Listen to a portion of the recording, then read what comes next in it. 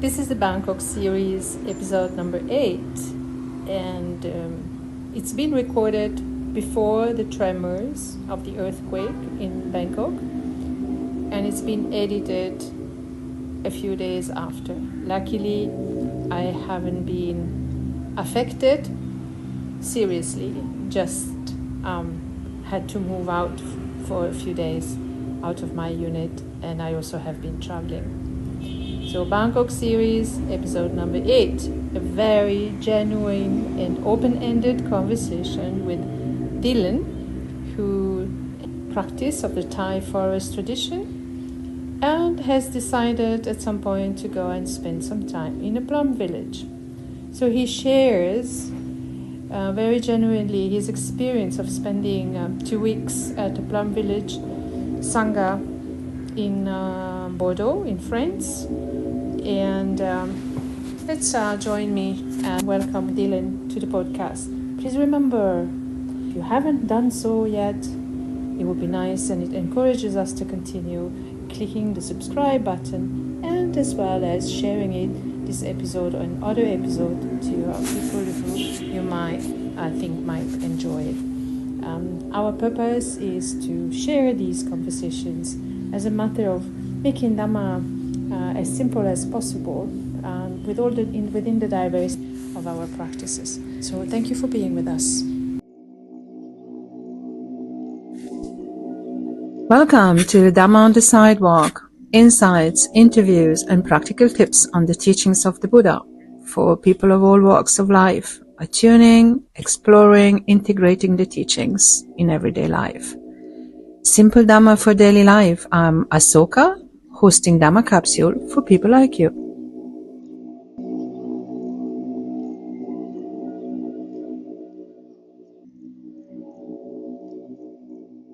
Dylan, good afternoon. How are you? Good afternoon.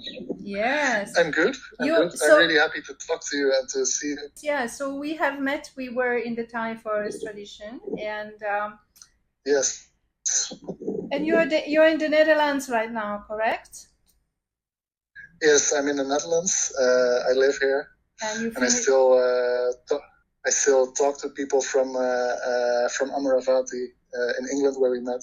So I'm still connected to the different monasteries and traditions, even though I live here in the Netherlands. So, and you're studying, and then you had a practice, and you're studying, and then you decided to go and spend a month or 2 weeks in a Plum Village in France. Can you just explain a bit about it? Where was it, and how did you come to that decision? And just introduce Plum Village is in the south of France, so it's near Bordeaux. And I wanted to go there for a long time. First of all, I've been practicing in a sangha here locally, which is connected to the Plum Village tradition. And then, of course, I've been involved in different Buddhist traditions. And I just always want to go to Plum Village to see how they practice and what the differences are, because it's in my nature to kind of critically compare things, you know. Yes. And I really want to see how they practice there, and if it would fit me, basically. Also for a longer stay, maybe to work there or even live there. Mm-hmm. And so you decided to go, and it's first of all, it's Mahayana. It's a Mahayana tradition. Yes. And as far as I know, you're very familiar with the Thai Forest Tradition. So there are some essential differences. However, probably in terms of conviviality and in terms of Sangha and community living, there are certainly some similarities. Yes. Can you talk a bit about this? Yeah, I don't know if you're also interested in like the philosophical differences, but of course, like in it's a Mahayana tradition, so they really adhere to the Bodhisattva ideal. So there's way less talk about enlightenment and way less talk about renunciation, and it's very much focused on helping others and cultivating love and understanding, as they say it, so compassion and wisdom.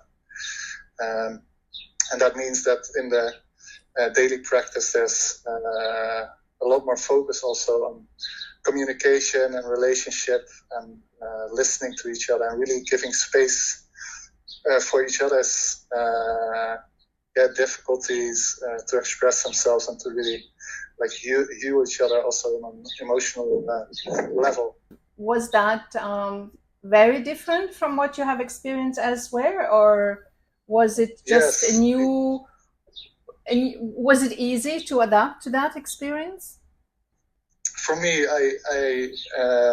in for example, the Thai Forest tradition, or at different places I've been, there's a lot more sitting meditation, and in Plum Village, actually, they only have formal sits twice a day, half an hour in the morning and half an hour in the evening. So for me, I was kind of like, even though I didn't sit the whole day, I was kind of like the hardcore meditator there in comparison to most people, and even in comparison to the monks. And then, for me, it's actually extra challenging to be in groups and to be in relationships. So, like sitting on the cushion can also be kind of a safe space. There's not too much input. You can focus on your own process. Yes. And all these other people, even though it's very interesting and warm and loving, and I also find it it costs me a lot of energy to interact. I see. That's interesting. It's a challenge for me. Yeah. So the meditation, in the Thai Forest tradition, there's a big emphasis on meditation, but in the Mahayana as well. And you're saying that there are only two sessions, one in the morning, one in the evening, but it's meditation, or is it meditation including chanting? Can you elaborate a bit on this? It's half an hour of just sitting, mostly in silence, but sometimes also a guided meditation. And then there's some chanting, which isn't as devotional as, for example, in the Thai Forest tradition. So we are not really chanting old sutta, a little bit of devotion. And then the rest of the practice is basically all in motion. So there is a big emphasis of connecting to the present moment and connecting to the breathing. But this is done. So the what you're calling meditation in motion is actually, is it the same as Thich Nhat Hanh famous walking meditation that he has been elaborating, walking, touching the earth with humbleness and things like this, or any particular other practices? There's this slow walking meditation, which is often also part of the morning and evening ritual. And then every day there is an hour long or 45-minute long. There is an outside walking meditation where you just walk and connect to the body, but also connect to nature and the bigger picture. The meal time is also a time that often it's silent. You're guided to be present and be grateful for the food, but also really engage with the senses. So really enjoy the food as well. So these are kind of formal practice moments, but it's always emphasized to be in the present moment, to really engage with your breathing and the body in any situation. So it differs quite a bit from what you've been used in terms of the discipline and the restrictions that are usually known as part of the Thai Forest tradition, such as enjoy the food. Well, in the Thai Forest tradition, eating is just for sustaining the body. So enjoy the food, but just don't talk too much about it. Can you give us a really general idea of the schedule, about how the rhythm of life is paced at the Plum Village? Yeah, of course. So most days we get up at from 6:30 to 7:15. There's the morning sitting and some chanting and maybe some slow walking. Then there's breakfast. After breakfast it differs. So some days there's a working meditation. Some days there's a walking meditation that starts at, let's say, 11:30. 12, there's lunch again. In the afternoon, there could be a sharing circle, like a Dharma sharing circle, or it could just be free time. And in the evening, it's dinner, which is also not there in the Thai Forest tradition, but there's always dinner, and then the evening ritual 8, and it ends at like 8:45 or something. But what's very special is actually that they have these days of mindfulness, so 2 days a week. Is what in Thai Forest they have the, how do you call it, Uposatha days? Is that it? Uposatha's days are the full moon days, where there actually is the Patimokkha chanting. Yeah, for the monks, it's also days where there is no actual work. It's actually off days. Yeah. So the Thich Nhat Hanh said, okay, we use the modern calendar, so we're not going to follow the moon specifically. Yes. But just 2 days a week, it's days of mindfulness where the whole community and the whole Sangha comes together. And then there's a Dhamma talk. I see. And in the afternoon, there's always Dharma sharing. And the days after these days, it's a lazy day, actually, without any schedule. And how does the kitchen run, for instance?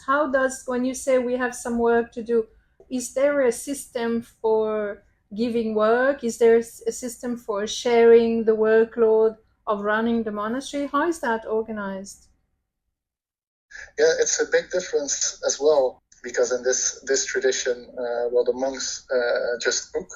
To stay at the monastery, you actually have to pay quite a fee. So I was really there as a guest. The monastery is mostly just run by the monks themselves, and then there's some lay volunteers who stay longer, but there's no real work schedule that you have to adhere to.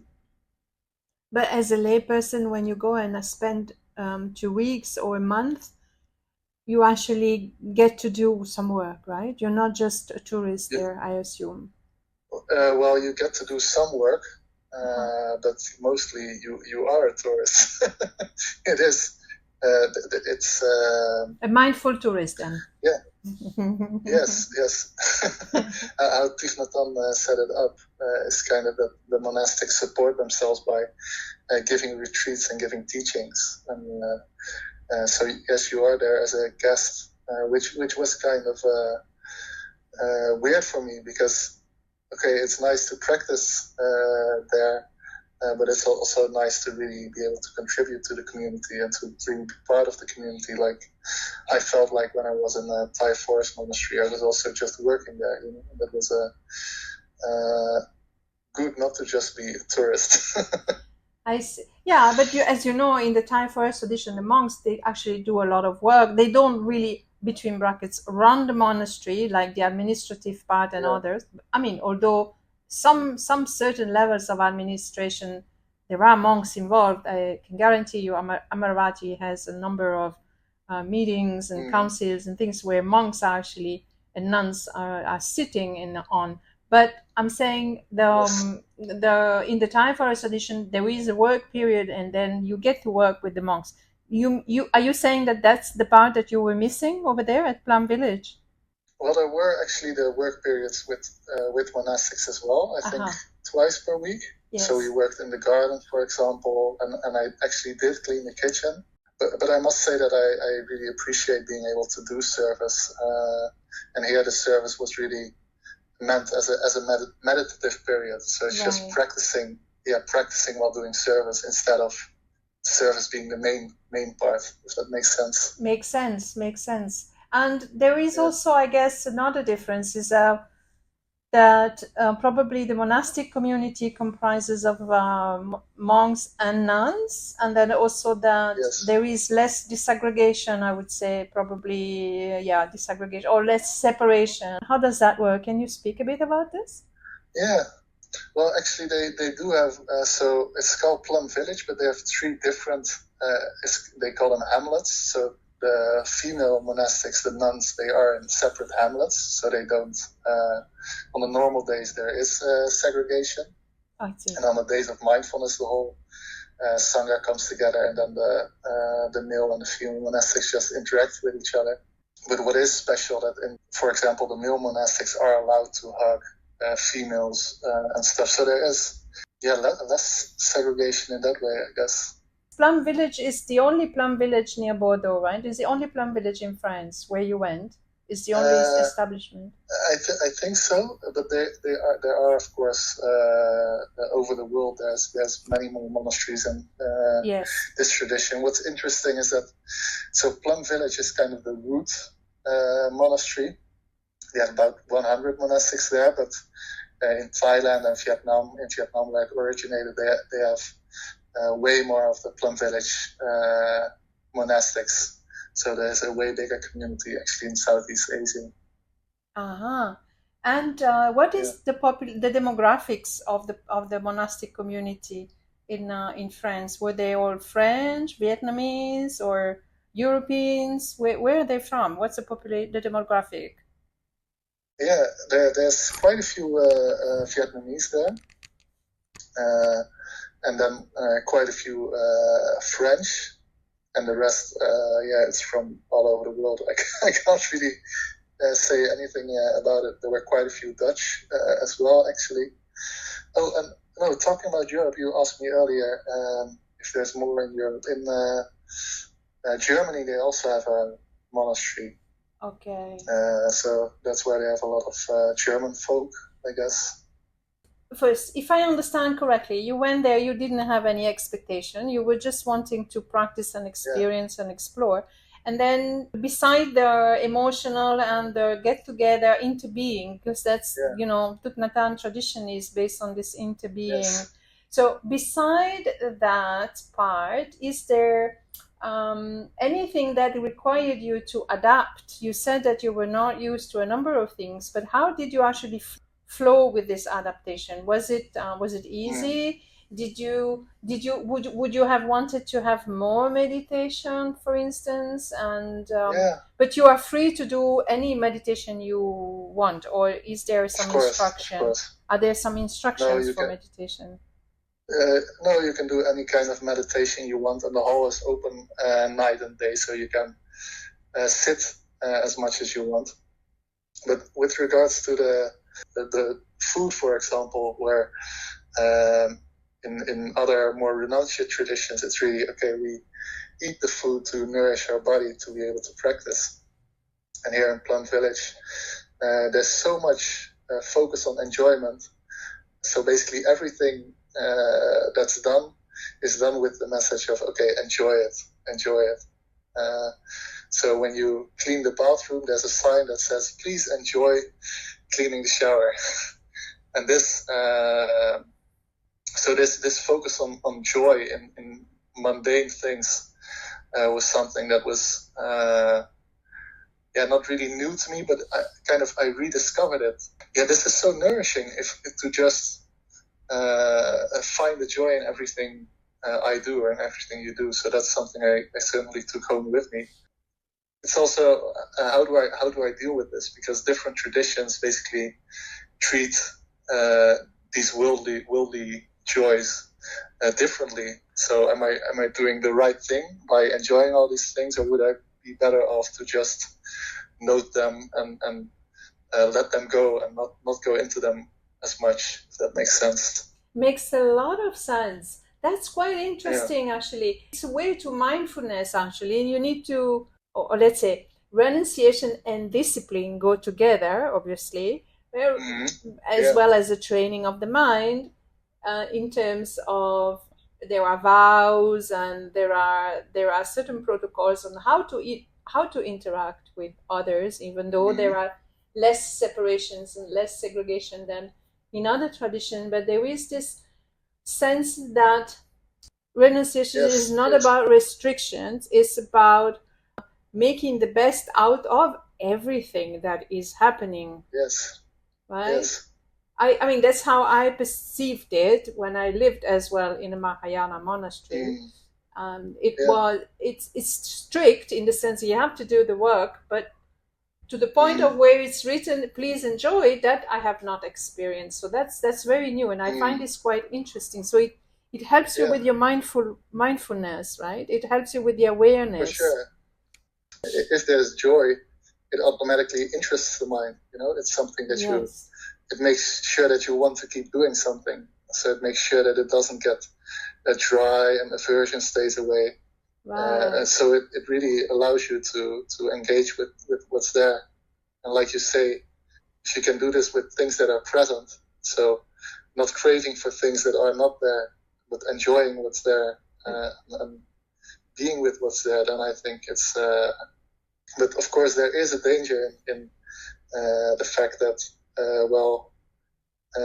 if I start craving for the good food, if I start craving for nice conversations each time, then I don't have a nice conversation. I get frustrated. That's when the suffering comes in my view. That's very good. That's a very good point. So it's all about training the mind. And I guess, did you have some sutta studies or some Dhamma studies? How does it work? Did you have, what do you mentioned some chants and things. Was there some, between brackets, some Dhamma content in the sense of formal Dhamma content somehow? Yeah. If I can say a little bit about the Plum Village tradition. Please. So Thich Nhat Hanh was in Vietnam. They had both Theravadan and Mahayana influence. And Thich Nhat Hanh studied basically both the Pali Canon and newer Mahayana suttas and Chinese suttas. But he really made his own kind of Buddhism, and that was also, he said, his goal, to renew Buddhism and make it available and approachable. So the Dhamma study there is really not as much focused on the Pali Canon and the old suttas, but it's way more either what Thich Nhat Hanh wrote himself and the daily experiences and finding the Dhamma in that.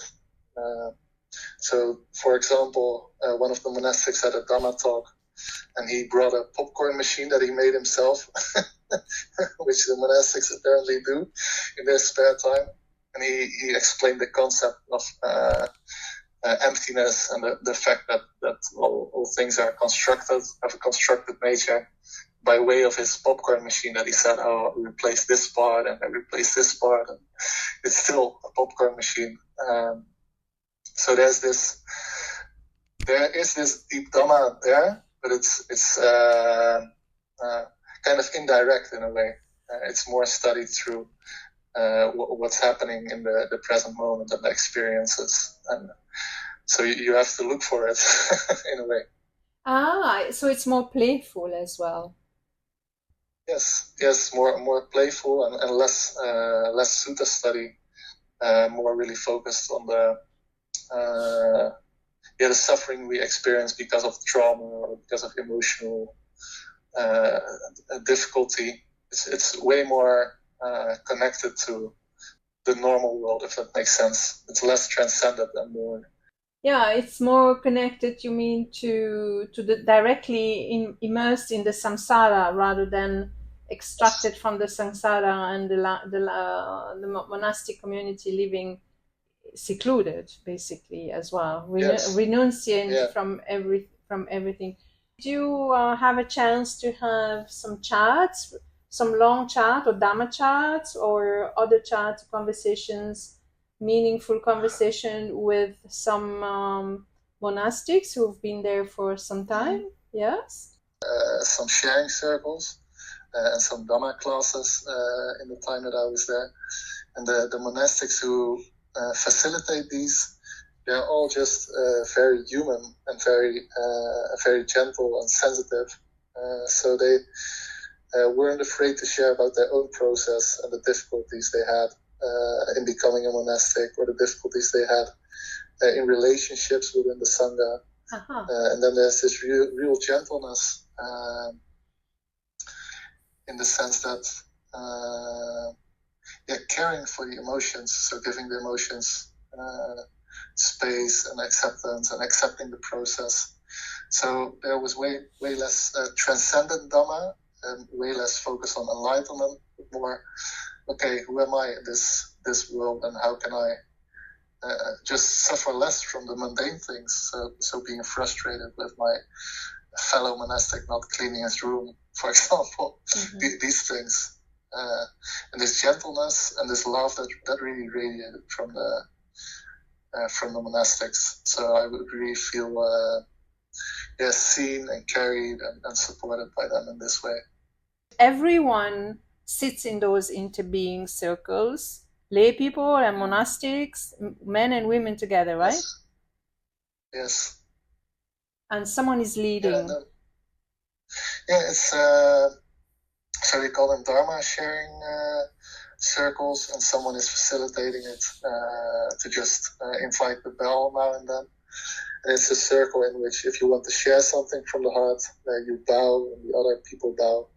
And you can just share, and the practice is to share from your heart what's there at that moment. And the practice for the listener is to really be present and to also feel into their own body if something resonates, if something, if you can identify yourself, or if you can care for the person without responding in a way. That's quite. And you were there. There were other. While you were there other lay people. Yes. Yes. Short-term lay people. Yes. I was. So I was in Upper Hamlet with the male monastics, and there were about 20 lay people and about 35 monastics, I think. And then there were also a couple of long-term stays there. So there's people who volunteer there for example, for half a year. And then they have an ecological farm that's also part of the monastery grounds. And the people who work there, they call happy farmers who stay there for a year. So there's a couple of long-term lay people there as well. And who does the shopping, the food shopping, the construction, all the repair, maintenance, and everything? And I think the shopping is done by monastics as well. How does this appeal to you? How does that attract you in a way? To you said earlier you wouldn't mind going back and spending some longer time there. It must have been something like an opening. Did it represent an opening in your practice? Something that you would like to continue to explore? And if yes, yeah, for sure. Yes. But this is also something I wonder. I am interested in your wisdom about that, because it's I practice both in Theravada traditions and this kind of work that's more within samsara, as you say it. That's less transcendent. What I really noticed, just a lot of joy coming from this practice, and a lot of love and connection. And for example, joy and playfulness is something that I really took home with me. So this afternoon, I'm going to just play outside games with some friends, which I see is also part of letting go and being free. But then at the same time, there's also this call towards like transcending samsara, and I wonder sometimes, am I deluding myself? Am I getting too caught up in everything? So this is I really like this kind of practice, and I will keep doing it, but it's difficult to know what's right for you, if that makes sense.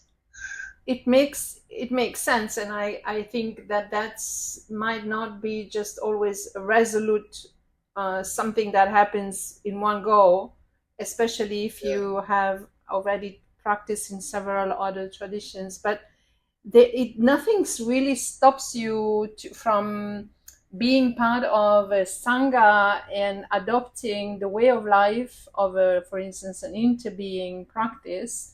And at the same time, I mean, there must be some Dhamma study at some point somewhere. So there must be something that is, between brackets, more formal at some point, that is Dhamma study. So you're always free to go to the library and study for yourself. But I guess your question is more about precepts and what's happening with the mind. In the Mahayana tradition, there is more emphasis on being at ease in the samsara. So being at ease in in that sense, it differs completely, especially from the Thai forest tradition. Theravada has two main branches, right? The Theravada city monasteries and then the Thai forest tradition. I mean, Theravada in general, but in, let's say, just Thailand is Thai forest tradition. So coming from the Thai forest tradition into another practice, you will always find that there is something that seems to be a little bit more loose. However, you have to remember, I think that in Buddhism, everything comes with the intention and the actual self-discipline. So in that sense, being at ease, unless one wants to become a monastic, with being at ease with the samsara and with the life around is very important, because eventually that's where we spend most of our days and life and weeks. If you really want to be a monastic, then nothing prevents one from choosing a tradition. But if it is not the case, then being at ease with samsara, and there are monastics who might not necessarily wear the robes when they are outside. So you actually don't know. A friend of mine recently was sitting on an airplane. He's not really very aware. He's interested, but he doesn't really do much research. I was in business class sitting in the front of the plane. And then he tells me this whole story about conversation that he had with this man sitting next to him. It was quite obvious that this man was a Rinpoche, but this person never told him that he was. So they had a very, I would say, normal conversation about healing and some medical treatment and some other things, that without ever letting my friend know that he was actually a very famous Rinpoche. He was not dressed up like a monk. He was dressed up in normal clothing, because they don't have to in the Mahayana tradition. They don't have to necessarily wear the robes all the time if they are not in a formal moment. So my friend was, and then at the very end, he gives me his name and he gives me his phone number and say, if I need anything, do you know this fellow? And he sends me the name, and I said, you know who you were sitting next to? I hope you behave. So this is Chokni Rinpoche, and brother of Mingyu Rinpoche, who is one of the monastic of the Kagyu school in Tibetan Buddhism. So he was sitting next to Tsokni Rinpoche, who is his brother, who is also a teacher, and everybody knows Chokni Rinpoche. Obviously, not my friend. So this is to say, being at ease in samsara and basically you see, he didn't say, I'm a Rinpoche, this is my name and I know better than you or whatever. He just had a very simple conversation without saying anything. And that is a characteristic that you will find a lot in Mahayana, where to be at ease in life and to be at ease with including with your practice, it's not about trying too much and too hard. Is actually to attempt to find ease in it. And because we live in societies, other people around, that's where Thich Nhat Hanh came with this interbeing. It is really important to be able to communicate with other people. Obviously, then one can also not necessarily just throw the whole story at everybody, but it's a matter of finding emotional balance. I got a teacher who called this equanimity. Yeah, equanimity, as well as emotional elegance rather than emotional intelligence. Emotional elegance means it's possible to express your emotion. It could even be anger. It could even be complete disappointment, but in a way that is not, obviously not the extreme, where you remain aware of your discontent. Like you can tell someone who is very much angry at you, without replying with anger, you reply something that can cut through the anger of the other person.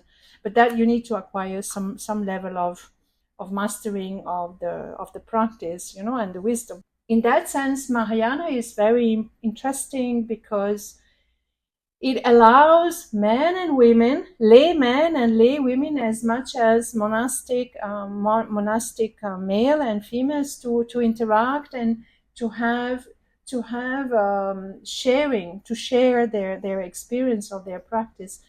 And that's pretty, when it coming from the Thai forest tradition, it can find some sort of disruption in the very beginning, right? But then we have our own precepts. We have the precepts, we have the mind, and we have the intention. Is my intention to keep studying the Dhamma, or is my intention just to have fun, as you mentioned before? That would mean that Thich Nhat Hanh was having fun but was completely deluded? I don't think so. He was having fun in his practice, but wasn't deluded at all.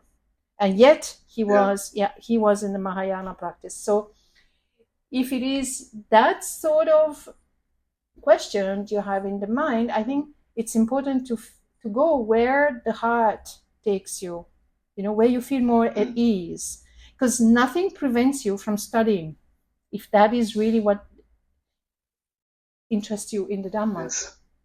Yeah, there's some things that resonate with me that I'd like to respond to. Yes. Yeah, I really like what you said. And for me, if we talk about following the heart, for example, it's quite easier for me to meditate all day than to interact with people and to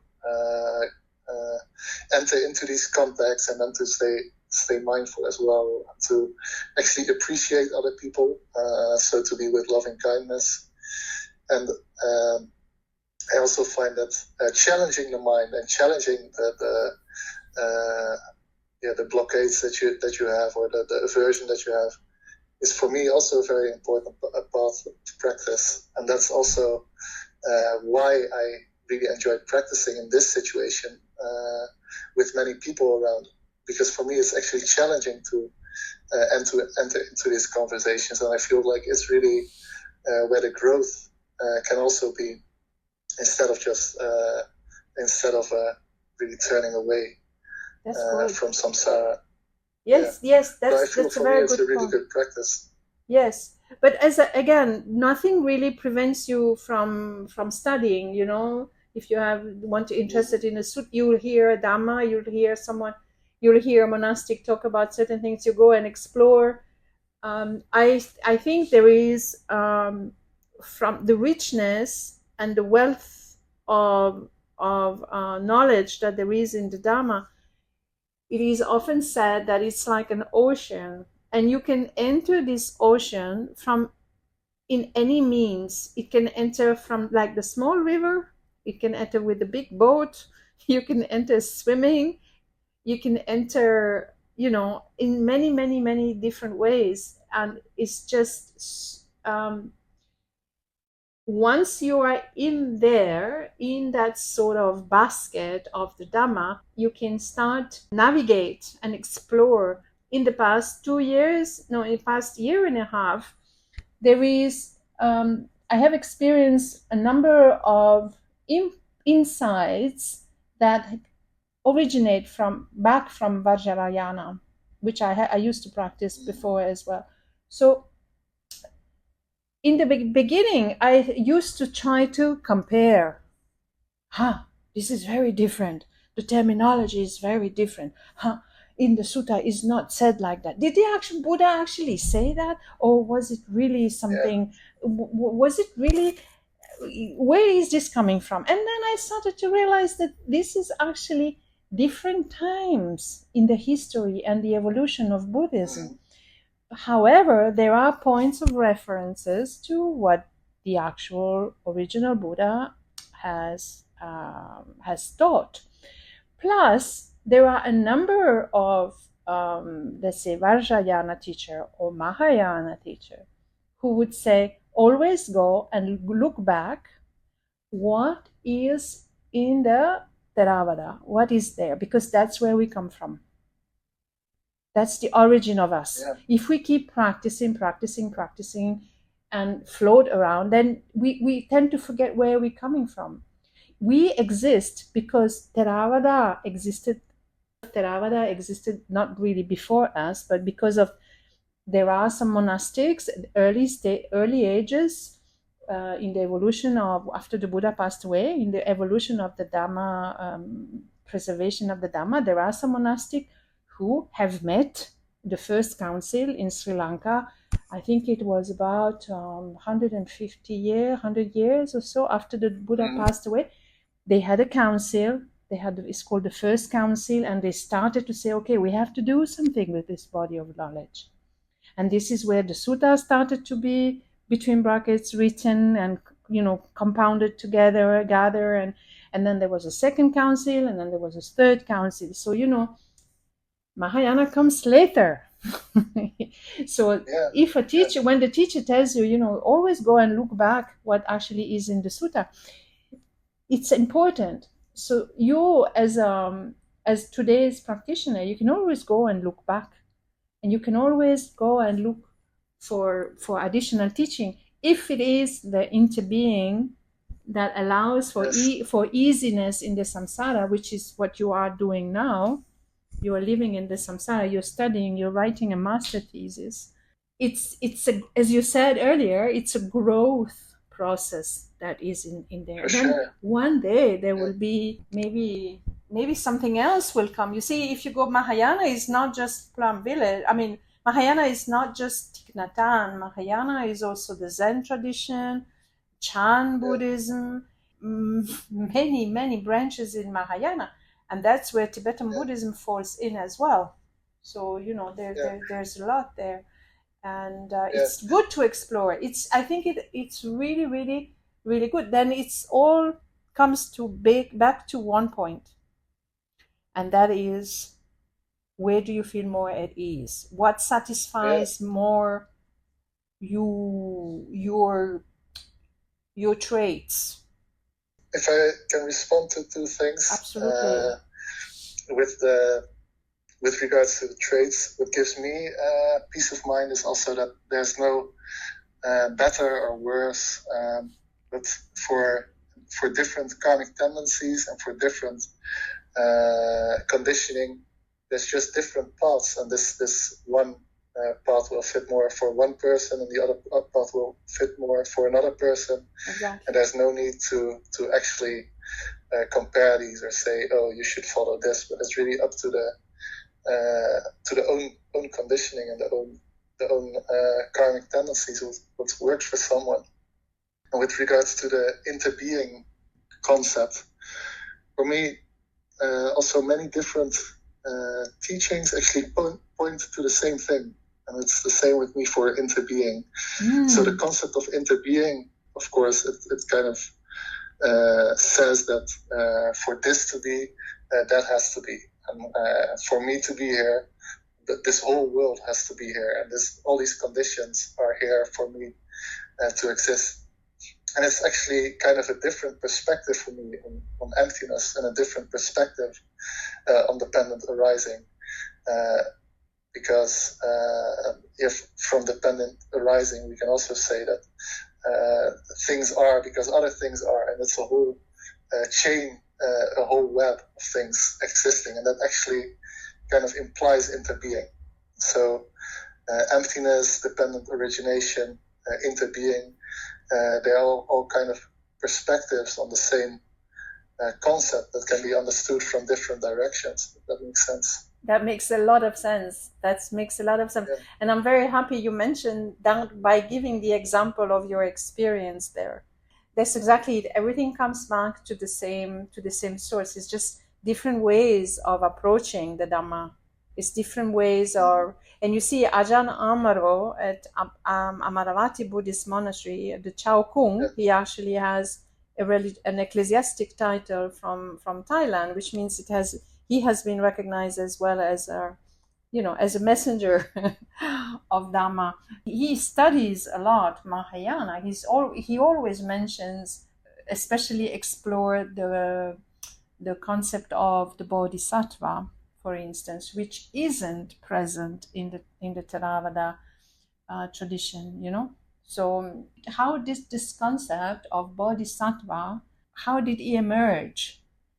And he mentions that a lot. So it's always about the richness. Then it fits one person more than other, and as well as male and female, we tend to have different perspective and different experiences, sometimes of the exact same thing. Especially then in Buddhism, especially in Sangha conviviality and Sangha sharing, women have a different way to operate and different way to organize themselves. So I'm not going to this gender talk right now, but definitely, even as a lay practitioner, there are different ways to approach the Dhamma as well. It's quite interesting. Is there anything that you, as we're coming to a close, I'm quite happy that all the things that you mentioned. However, I'm thinking maybe maybe my question may have been a bit too narrow, or they were just going in a direction that you were not comfortable maybe answering. I don't know if is there anything that you would like to mention that I didn't ask, and that you really feel you really would like to share, so that amongst the people who might listen to the podcast, it might encourage someone to just go and have a look, maybe at Plum Village. Is there anything you would like to say that I didn't ask? Yeah. First of all, Asoka, I'm just really thankful for this conversation and to have been able to share, and also to receive your wisdom and your perspective on things. So it was a really nice conversation, first of all. And what I still want to share, what makes Plum Village so special is that it's so approachable. So that even if you have no knowledge of the Dhamma, or you have no background in meditation, it's really easy to really feel at home there, and to get in touch with some kind of practice. So it's the first Buddhist place that I would be comfortable taking my mom there, for example, who has no interest in Buddhism whatsoever. They start really simply meditation, just being with the breath, and everything is just made really simple, and there's very little devotional practice, in the sense of prostrating to the Buddha, like almost everything. There's very little restrictions there on what you can do. So I just feel it's very approachable for people who aren't ready yet to renunciate more. That's very interesting. That's really, I like the way, I like the word approachable. It opens easier for everyone to spend some time. I think so. So it really, if you want to go deeper, I think it requires more of a practitioner, because it's very easy just to stay at the surface level as well. But to start there, I think it's a really nice place. And then they have sanghas all over, at least Europe, and I think also in the USA. It's very, you can find a sangha near you and go there once and see how it feels. That's what I would like to tell to people who are listening. But so I would like to come back to just one thing. You keep along the conversation, I think at least 3 times, you mentioned something that I realize seems to be recurrent in that experience. You keep saying that it might not be as transcendental as you thought it could be, or that it might be just floating and superficial. What makes you say that? I think, from my experience in Theravada Buddhism, it's really focused on nibbana and ending the cycle of rebirth. And those are, also if you read the Pali Canon, these are really core concepts that keep coming back. And for example, the danger of sense pleasure, and how the suffering is present in everything. And it's just something that at Plum Village, it really doesn't get mentioned at all. Yeah, it's really focused on happiness in the here and now, happiness in the world, and not there's no mention of ending any cycle of rebirth. Yes, because that's a Mahayana principle. Yeah. That's you actually. So that's it's not transcendental in that sense. Yes, but you also said that it might give a sense of superficiality. Because with regard to what? Because it gives you a sense, so it's an appearance that you have. It might not it might not be that.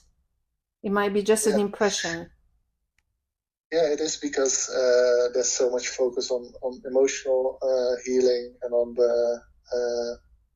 on basic practices that to find like the deeper Dhamma, you have to go look. I can't really say more about it. It's a sense I have, and with my own experience and my own because I'm so like immersed in the Dhamma, I feel like I can see the deeper meanings or the deeper concepts that are actually being explained, but they're not explained so directly. If that makes sense. Makes sense. I understand what you mean. However, yes, it might just be a different way of doing it. Again, we spoke about this earlier on, that it might just be a different way of expressing. You can also say that one needs to constantly be at ease with living with other people, and that's why there are those circles. So yeah, I've lived in a Zen monastery in the US where the Roshi had also been received Dhamma transmission, as she calls it, from Thich Nhat Hanh. And although this is not a practice of traditional Soto Zen school to have these emotional circles or interbeing circles where everyone speaks from the heart, we actually had that, and it was very particular. And it is part of shedding off some layers that of the character or of the behavior that sometimes, considering that everyone else could be a reflection, it can be, we might not be aware of how we behave in certain ways. So it's a bit putting that out there and working with it, and have been able to receive feedback as well on that. But that is also done in a different way. It's also done in the Thai forest tradition at the end of the Vasa, actually. It's the day of forgiveness. But anyway, it's done at the very end of the Vasa, and all the monks are gathering, and they're able to they speak about what worked well, what didn't work well, and what was their experience and during the Vasa, and things like that. And it helps accepting others as part of living in the community. Actually, if you're interested in listening more to this, Abhayagiri Monastery, which is the highlight monastery of the Thai Forest Tradition in California. That's where Ajahn Amaro was before he was abbot at Amaravati Buddhist Monastery. Was built 25 years ago in the north of San Francisco. And Abhayagiri Monastery does that recorded. It's recorded on their YouTube channel. And it's the day where they've done it in a way where it's the junior monks, so the just newly ordained monks up to, I think, 5, 6 before the ajahns, basically before the 10 years, they speak about their experience of the Vasa and the retreat that they have, the self-retreat, etc. And it's put online, so you can listen to that on the Abhayagiri YouTube channel, or on Apple Podcasts as well. Everything is recorded, and it actually gives a sense. It's of of how the practice can be, how anyone can interpret the practice in a completely different way, and everyone tries to put it into words also in completely different ways. So if you're interested in that, you can head to Pavarana De means I offer forgiveness, and it's very important in the Thai forest tradition to actually have those moments, because we live together, right? So we live together. When you put people together, there are always issues, peoply issue. So when you put two persons, it's something that is very recurrent. We put two persons together in a room, in a space. At some point, there will be something. It's inevitable. It's how human beings are, and it's how the mind works. The best way to understand how the mind works is actually to put it out there, and using the practice and the Patimokkha, and using the Vinaya and everything to actually understand how that works of the mind, and then shed out and work on basically on cleaning up and whatever it is that comes along with that. So those moments of interbeing and are important. And obviously in the Mahayana tradition and Thich Nhat Hanh tradition, it's an enormous thing, because that's how he based his whole life. Thich Nhat Hanh, he was also an activist. So he's done. He definitely was in the samsara full in. With this wisdom. Okay, Dylan, that was really. It actually helped me as well to hear more about Plum Village. I had considered at some point going into Plum Village, but I didn't do it simply because I didn't have any money in those years. It was during COVID, and in the US, it was quite. I don't know how much you paid at Plum Village in France, but in the US it was more than 500. It was up to $600 a month, something like this. How much is if you volunteer? If you volunteer, it's 400 euros a month, and if you stay as a guest like I did, it's 400 euros a week. So it is very expensive, and that's also the reason why I didn't go earlier. But I'm happy. I'm really happy I went there, and I got it together and got to experience this kind of community. You will go back. I can sense that you are interested in going back. Yes. When I finish my master thesis, I will take time to visit different places and work there and live there. And Plum Village is certainly one of the places I want to stay for at least 3 months. So nice. So I wish you all the best for your master thesis. When do you present it? I think it will still take 3 to 4 months for me to finish. So July, August, something like that. That's good. So I wish you all the best for that. We'll start traveling. And then, so I wish you all the best for that. Wish you all the best for the practice, and then we might have another conversation at a later stage. Sure. I was really happy to talk to you. Okay, Dylan, bye. Take good care of yourself. Bye, Ahsoka. Bye. Bye-bye.